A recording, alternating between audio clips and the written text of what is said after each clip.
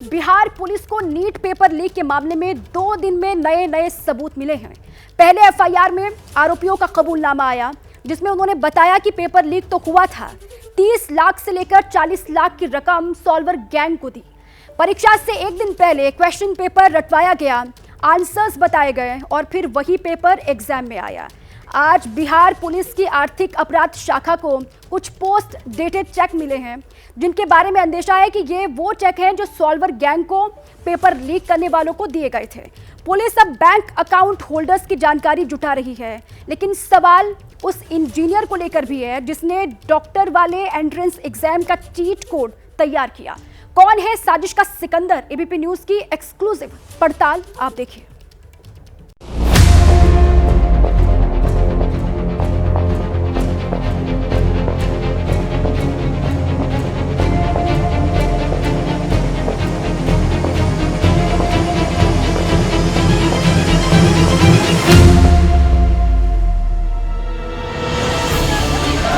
करीब 1.5 महीने से नीट यानी national eligibility cum entrance test को लेकर लाखों बच्चों के मन में, उनके माता पिता के जहन में यही सवाल है। वो पूछना चाहते हैं, जानना चाहते हैं कि पेपर लीक का मास्टरमाइंड कौन है। वो कौन लोग हैं जिसने पैसों के लालच के लिए छात्रों के भविष्य से खिलवाड़ किया, नीट वाला पेपर लीक करवाया और फिर सॉल्वर गैंग से सॉल्व भी। इन सवालों के जवाब तलाशने की कोशिश करेंगे, लेकिन पहले उस एफआईआर को देखने की जरूरत है जिसे लेकर सरकार के उन दावों पर सवाल खड़े हो गए, जिसमें यह कहा जा रहा था कि नीट में पेपर लीक जैसी कोई बात नहीं हुई, नकल हुई, लीक नहीं हुआ। लेकिन नीट मामले को लेकर पटना में जो एफआईआर हुई, उसमें आरोपी कैंडिडेट आयुष राज ने खुलासा किया। उसके मुताबिक नीट का पेपर लीक हो चुका था। परीक्षा से ठीक एक दिन पहले यानी 4 मई को क्वेश्चन पेपर मिल चुका था। क्वेश्चन पेपर के साथ उसके आंसर्स भी रटवाए गए थे। कम से कम 20 से 25 कैंडिडेट्स को पेपर लीक करवाया गया, उसके आंसर्स बताए गए। आरोपी के मुताबिक 5 मई को जो एग्जाम हुआ, उसमें वही पेपर था जो 4 तारीख को इन्हें प्रोवाइड किया गया था। नीट पेपर लीक को लेकर सबसे पहले खुलासा एबीपी न्यूज पर हुआ और इसकी गूंज अब सियासी गलियारों में सुनाई भी दे रही है। मैं एबीपी न्यूज को बहुत बहुत धन्यवाद देना चाहता हूं कि जिस बात को पूरा विपक्ष मजबूती से उठाने का काम कर रहा था, उसको सत्य तथ्यों के साथ साबित करने का काम एबीपी ने प्रयास किया है। हम तो ये कहते हैं कि पूरे मामले का सीबीआई से जांच होनी चाहिए और तत्काल शिक्षा मंत्री को इस्तीफा देना चाहिए। ये मुद्दा ऐसा है जो लाखों बच्चों की जिंदगी से डायरेक्ट जुड़ा है। वो बच्चे जो डॉक्टर बनने का ख्वाब देख रहे हैं, लेकिन एफआईआर में पेपर लीक पर खुलासे के बाद अभ्यर्थी बेचैन है। हालांकि सवाल ये भी है कि इस पूरे रैकेट की शुरुआत हुई कहां से। हमारे संवाददाता शशांक कुमार और आर्यन ने इसकी तहकीकात शुरू की तो कई चौंकाने वाली जानकारियां सामने आई। नीट पेपर लीक मामले में 13 आरोपियों को गिरफ्तार कर जेल भेजा गया, जिसमें एक सिकंदर भी है और दूसरा है नीतीश कुमार जो परीक्षा माफिया है। सिकंदर ने अपना अपराध को स्वीकार किया है। उसके कबूलनामे की कॉपी हम लोगों के पास है। देखिए, वो दानापुर में जूनियर इंजीनियर के पद पर तैनात था। दानापुर नगर परिषद के ऑफिस में इस वक्त हम मौजूद है। इसी कमरे के अंदर जो है सिकंदर बैठता था। इसी ऑफिस में अमित आनंद और नीतीश कुमार जो परीक्षा माफिया है, वो सिकंदर से किसी काम से मिलने आए थे और इन दोनों ने सिकंदर से ये कहा था कि हम लोग नीट, बीपीएससी, यूपीएससी एवं अन्य प्रतियोगिता परीक्षा का पेपर जो है उसको लीक कराकर अभ्यर्थियों को उत्तर देते हैं और उत्तर रटवाते हैं और परीक्षा में वही प्रश्न बिल्कुल पूछा जाता है। सो अभ्यर्थी बहुत ज़्यादा नंबर से पास हो जाते हैं। नीतीश कुमार, अमित आनंद और सिकंदर यादवेंद्र, शशांक ने जिन साजिशकर्ताओं का जिक्र किया, उन्हें ही पटना में पेपर लीक वाले केस का अहम साजिशकर्ता बताया जा रहा है और इनमें से सिकंदर का पूरा सिस्टम अब जांच के दायरे में है। दानापुर नगर निगम के इसी ऑफिस में बैठता था। पद था जूनियर इंजीनियर, लेकिन यहीं पर सॉल्वर गैंग से मिलकर रच डाली पेपर लीक वाली खौफनाक साजिश। तो सिकंदर ने तब उनकी बात सुनकर ये कहा कि मेरे पास कुल 4 अभ्यर्थी हैं, इनको नीट की परीक्षा में पास करा दीजिए। तो डील तब तय हुई। अमित आनंद और नीतीश ने कहा था कि 30 से 32 लाख रुपए लगेंगे, तो इसके लिए सिकंदर तैयार हो गए। 5 मई को परीक्षा थी। सिकंदर ने पूछा कि अभ्यर्थियों को कब लाना है, तो नीतीश और अमित आनंद ने कहा कि 4 मई की रात को चारों अभ्यर्थियों को खेमनी चक के पास प्ले स्कूल है, वहां लेकर आइए। वहीं पर उन लोगों को प्रश्न पत्र दिया जाएगा और उत्तर रटवाया जाएगा। तो बिल्कुल डील के तहत सभी बच्चे 4 तारीख को स्कूल में पहुंचे, रात भर वहीं रहे, प्रश्न का उत्तर रटे, ये कबूल किया है सिकंदर ने अपने कबूलनामे में।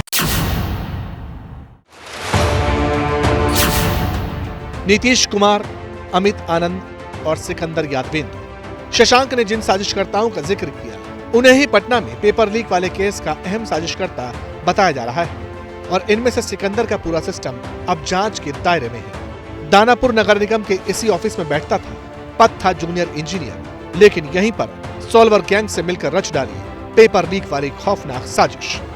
तो सिकंदर ने तब उनकी बात सुनकर ये कहा कि मेरे पास कुल 4 अभ्यर्थी हैं, इनको नीट की परीक्षा में पास करा दीजिए। तो डील तब तय हुई। अमित आनंद और नीतीश ने कहा था कि 30 से 32 लाख रुपए लगेंगे, तो इसके लिए सिकंदर तैयार हो गए। 5 मई को परीक्षा थी। सिकंदर ने पूछा कि अभ्यर्थियों को कब लाना है, तो नीतीश और अमित आनंद ने कहा कि 4 मई की रात को चारों अभ्यर्थियों को खेमनी चक के पास प्ले स्कूल है, वहां लेकर आइए, वहीं पर उन लोगों को प्रश्न पत्र दिया जाएगा और उत्तर रटवाया जाएगा। तो बिल्कुल डील के तहत सभी बच्चे 4 तारीख को स्कूल में पहुंचे, रात भर वहीं रहे, प्रश्न का उत्तर रटे, ये कबूल किया है सिकंदर ने अपने कबूलनामे में। साजिश के सिकंदर वाला फ्लो चार्ट दिखता कैसा है, ये भी समझ लीजिए। एफआईआर के मुताबिक सिकंदर ने आयुष राज, अनुराग यादव, शिवनंदन कुमार और अभिषेक कुमार नाम के कैंडिडेट्स के लिए डील फाइनल की। आयुष राज और अनुराग सिकंदर के जानकार थे, इसलिए इन लोगों से कम पैसे लिए जाने थे और बाकी अभ्यर्थियों से 40-40 लाख रुपए लेने की बात हुई थी। सिकंदर ने आगे बताया कि 5 मई को परीक्षा के ही दिन रूटीन चेकिंग हो रही थी और वाहन चेकिंग के दौरान उसकी गाड़ी रोकी गई। तब शास्त्री नगर थाने की पुलिस को उसकी गाड़ी से आयुष राज, अनुराग यादव, शिवनंदन कुमार और अभिषेक कुमार का रोल नंबर और एडमिट कार्ड मिला। पुलिस ने तब सिकंदर के साथी अखिलेश यानी अभ्यर्थी आयुष राज के पिता और बिट्टू कुमार को गिरफ्तार किया और फिर इनकी निशानदेही पर बाकी आरोपी अरेस्ट होते चले गए। इस तरह का तो सर अंदेशा नहीं था, काफी सोबर स्वभाव के थे, हम लोग से बहुत अच्छी बातचीत थी उनकी। ये अचानक हम लोग को मतलब न्यूज़पेपर जब पढ़े शौक हो गए हम लोग। हमारे रिपोर्टर शशांक कुमार और आर्यन ने सिकंदर की फाइल और प्रोफाइल खोली तो कई और जानकारियां सामने आई।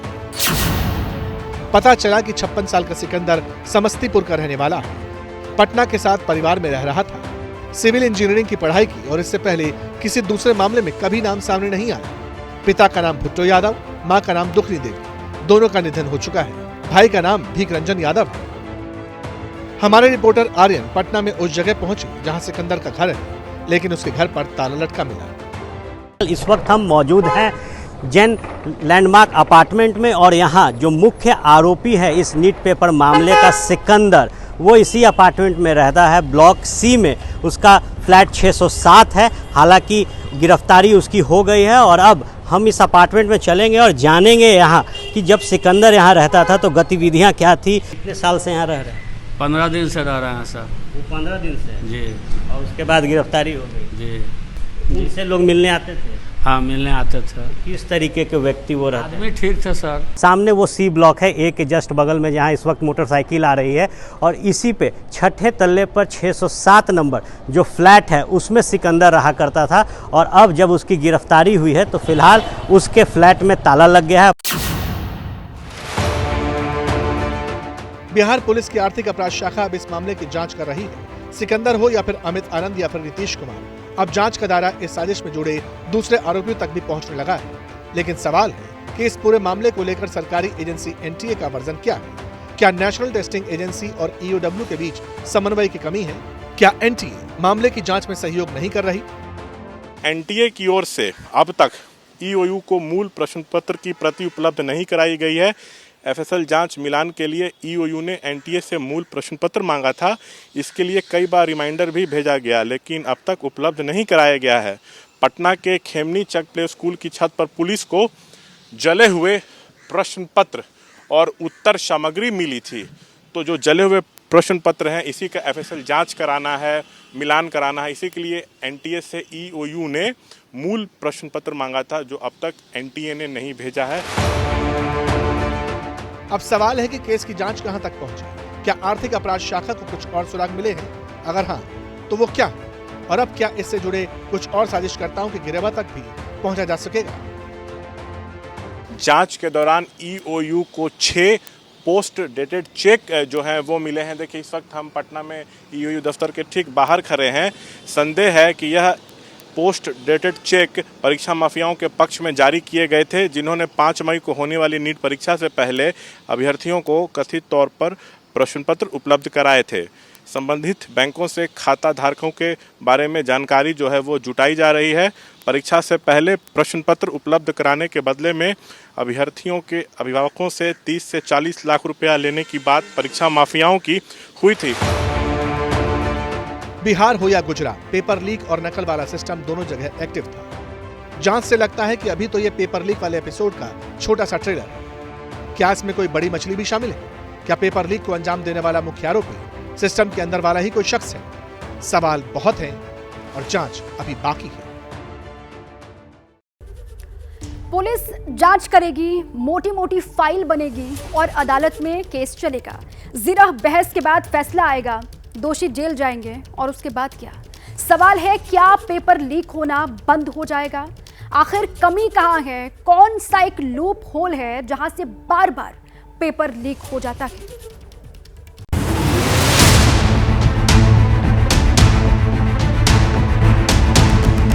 परीक्षा रद्द हो वही एक रास्ता है, क्योंकि ऐसे बहुत सारे केसेस हैं जो हाईलाइट भी नहीं हुए हैं। ग्रेस मार्क देकर किसी को ऑल इंडिया रैंक 1 नहीं बनाया जा सकता है। पेपर लीक के कारण जिस बच्चे को नहीं भी आता था वो कर लिया और हम लोग मतलब रैंक भी नहीं आया, कॉलेज भी नहीं मिला।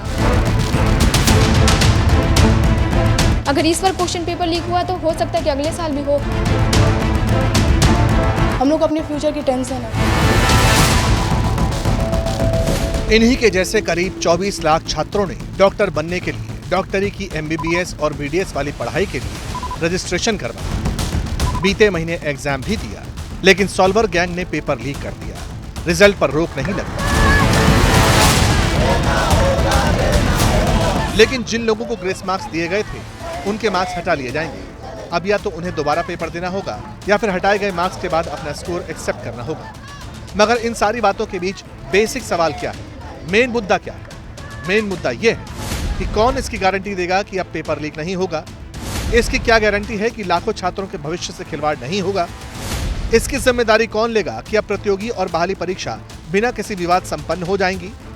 आखिर सॉल्वर गैंग को इतनी गोपनीयता से छपने वाला पेपर मिल कैसे जाता है? वो कौन सा सिस्टम है जहां से इतने बड़े बड़े पेपर लीक हो जाते हैं? सवाल तो यह भी है कि राज्य हो या केंद्र, पेपर लीक करने वाले सॉल्वर गैंग को जड़ से खत्म करने की कोई टाइमलाइन सेट हुई है या नहीं? सरकार का या प्रशासन का उद्देश्य सिर्फ यही नहीं कि कुछ लोग गिरफ्तार हो गए हैं और वहां तक ये चीजें सीमित हो जाएं। हमें जड़ तक पहुंचना है कि कौन लोग इसके पीछे शामिल हैं, कौन साजिश करता है, कहां तक इनके तार फैले हुए हैं। और कदाचार मुक्त परीक्षा हो, पूरे देश में सबकी यही इच्छा होती है और ये एक कोड की तरह है समाज में। हम इसे राजनीति के चश्मे से नहीं देखते हैं, सरकार किसी की भी हो। सही कहा नेताजी, सियासत नहीं होनी चाहिए, हरगिज नहीं होनी चाहिए। लेकिन होता क्या है? सिर्फ सियासत। विपक्ष वाले सरकार को कोसते हैं और सरकार में बैठे मंत्री संतरी व्यवस्था की दुहाई देकर पिछली सरकारों को। यही कुचक्र चलता रहता है, कई सालों से चल भी रहा है। लेकिन इसी में मूल मुद्दा दब जाता है कि इतने बड़े बड़े कॉम्पिटिटिव और रिक्रूटमेंट वाले एग्जाम्स को लीक प्रूफ बनाने के लिए क्या उपाय किए गए? NTA की कितने भी बड़े दायित्वधारी हो, अगर वो उनमें गुनहगार पाए जाएंगे उनको भी छोड़ा नहीं जाएगा। और NTA में बहुत सुधार की आवश्यकता है, सरकार उसके ऊपर भी चिंता कर रही है। लेकिन मैं फिर आश्वस्त करता हूं, किसी को, कोई भी गुनहगार को छोड़ा नहीं जाएगा, उनको कठोर से कठोर दंड मिलेगा। अच्छी बात है, सजा दीजिए, नजीर पेश कीजिए, मगर लूप होल्स का क्या करेंगे जनाब? जो सिस्टम में पेपर लीक वाला कैंसर खत्म कैसे होगा? जिस तरह दीमक को मारने के लिए इंजेक्शन वाला ट्रीटमेंट करना पड़ता है, उसी तरह पेपर लीक करने वालों पर सर्जिकल स्ट्राइक की जरूरत है। वैसे पेपर सेट होने से लेकर लीक की गुंजाइश कहां बनी रहती है, ये जानना भी जरूरी है। तो क्वेश्चन सेटिंग जब किया जाता है तो इसको काफी गोपनीय रखा जाता है। जो क्वेश्चन सेटर है उसको इतना तो पता रहता है क्या क्वेश्चन सेट किया जा रहा है, लेकिन किस प्रश्न का चयन किया गया है इसकी जानकारी उन्हें भी नहीं रहती है। तो मेरा मानना है कि क्वेश्चन सेटर ऐसा करने में असमर्थ हैं। दूसरा, प्रिंटिंग के दौरान इसकी संभावना अवश्य है। तो क्या पेपर सेट करने के लिए प्रिंट करने और फिर ट्रांसपोर्टेशन करने के बीच ही पेपर लीक का खेल हो सकता है, या फिर इसकी जड़ें कहीं और मौजूद हैं? क्या बात नेशनल टेस्टिंग एजेंसी के अफसरों तक भी पहुंच सकती है? क्या घर का बेदी ही लंका ढहाने का काम कर रहा है? सवाल बहुत सारे हैं, क्योंकि पेपर लीक का ये मैटर सिर्फ एक इवेंट तक सीमित भर नहीं है। 718 नंबर कैसे आ गए बच्चों के? अगर एक क्वेश्चन गलत होगा तो 4 नंबर तो उस क्वेश्चन के और एक माइनस, तो 5 नंबर कम होने चाहिए। तो 720 नहीं होते तो 715 होते। मेरा ये मानना है कि 650 से लेकर 720 तक के बच्चों की दोबारा परीक्षा हो। कि नीट का पेपर लीक हुआ था, केंद्र सरकार उस पर बिल्कुल चुप है। ना तो सीबीआई इंक्वायरी की जा रही है, ना पेपर को दोबारा करने की बात की जा रही है। कहा जा रहा है कि बच्चों को जो है सीट एलोकेशन कर दी जाए। जब एलोकेशन ही हो जाएगा तो फिर आप क्या कर सकेंगे? फिर तो सब कुछ खराब हो जाएगा। इन बच्चों का भविष्य कौन संभालेगा? कौन इनकी चिंता करेगा? जरा सोच कर देखिए। एक बच्चा पूरे साल परीक्षा की मेहनत करे, माता पिता कोचिंग की फीस भरने के लिए कर्जा ले, बच्चे को अच्छे इंस्टीट्यूट में पढ़ाएं, बड़े बड़े शहरों में भेजें, बच्चा कॉन्फिडेंट होकर एग्जाम दे भी आए, लेकिन बाद में पता चले कि पेपर लीक हो गया, तो फिर उसके दिल पर, उसके माता पिता पर क्या बीतेगी?